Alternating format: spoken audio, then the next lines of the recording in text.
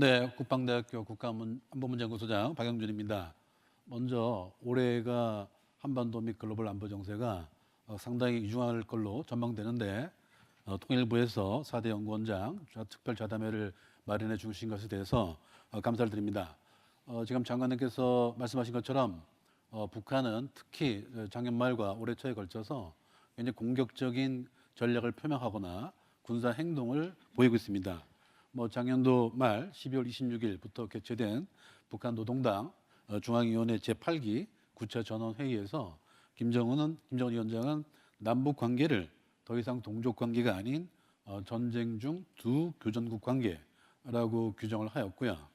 올해 1월 15일 최고인민회의 제14기 10차 회의에서도 같은 표현을 구사하였습니다.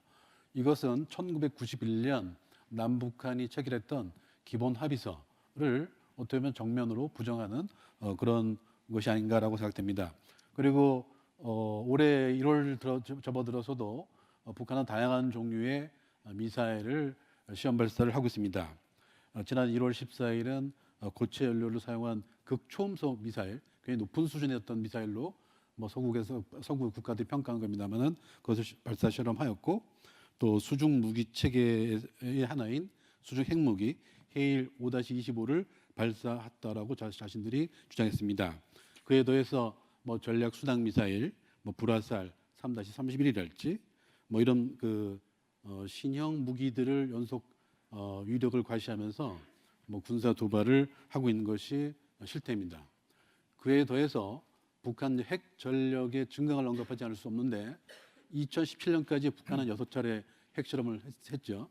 그리고 작년도에 스웨덴 스톡홀름 평화연구소가 발표한 자료에 의하면 북한은 현재 핵탄두를 한 30발 정도 보유하고 있는 걸로 추정되고 있고, 또 핵탄두를 제조할 수 있는 핵 물질을 50 내지 70기의 핵탄두를 제조할 수 있는 물질을 보유한 것으로 그 연구 결과를 발표한 바가 있습니다.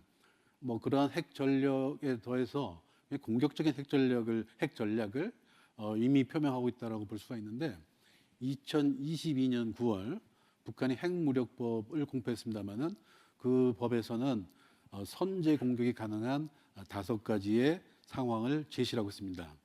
사실 냉전기에 소련과 중국도 핵무기를 보유하면서 여러 가지 핵 전략을 공표한 바가 있습니다마는 중국 같은 경우는 선제 불사용 원칙을 사실은 표면적으로는 일관되게 표명하고 있습니다. 그에 비춰 본다면 핵 선제 공격이 가능한 5가지 시나리오를 제시한 북한의 핵무력법은 냉전기의 공산주의 국가들보다도 더 공격적인 핵 전략의 표명이라고 하지 않을 수가 없습니다.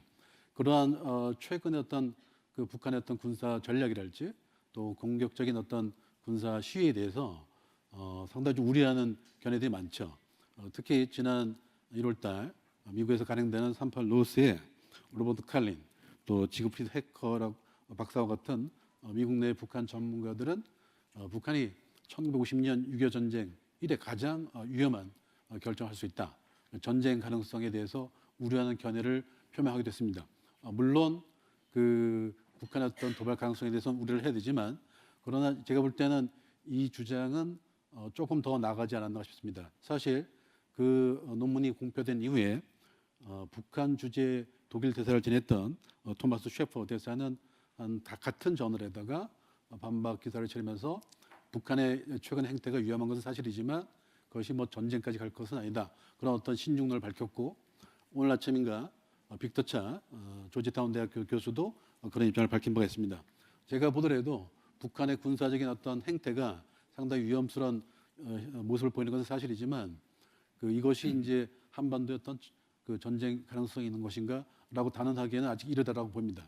왜냐하면 북한의 어떤 군사력은 물론 핵 전력에서 앞서가고 있지만 재래식 군사력이랄까 군사 태세가 전쟁을 도발할 수 있는 그런 능력을 갖고 있지는 않은 걸로 그렇게 생각을 저는 개인적으로 하고 있고요.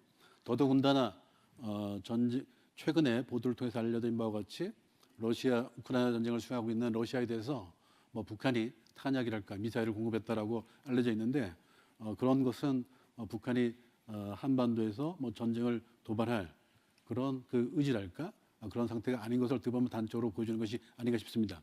다만 북한은 대내적인 결속을 다지고 또 한국에 대해서 심리적 압박과 위협감을 불러일으켜서 한국 내 양극화를 부추기고 또 더욱 올해 말에 예정된 미국 대통령 선거의 결과를 보면서 미국에 대해서 뭐 자신들의 어떤 존재감도 보이고 혹은 북미 간 어떤 관계의 어떤 타개를 위해서 그런 여러 가지 전술적인 목적 가지고서 지금은 군사적 긴장을 도발하는 긴장을 고조시키고 오시는 것이 아닌가 그렇게 판단될 수가 있을 것 같고요.